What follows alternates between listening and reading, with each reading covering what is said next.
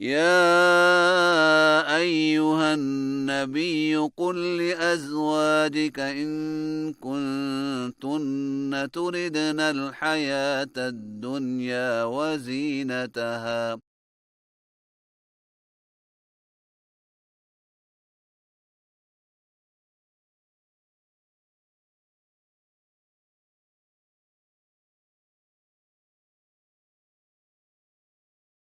فتعالين أمتعكن وأسرحكن سراحا جميلا.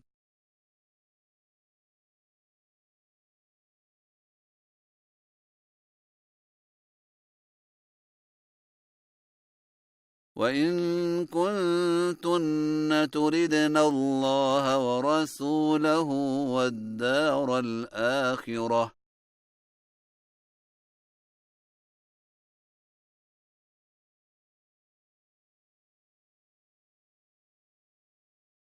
فإن الله أعد للمحسنات منكن أجرا عظيما.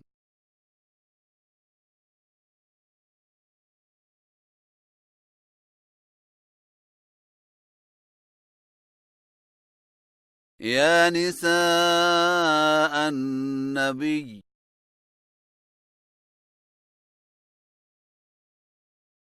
من يأت منكن بفاحشة مبينة يضاعف لها العذاب ضعفين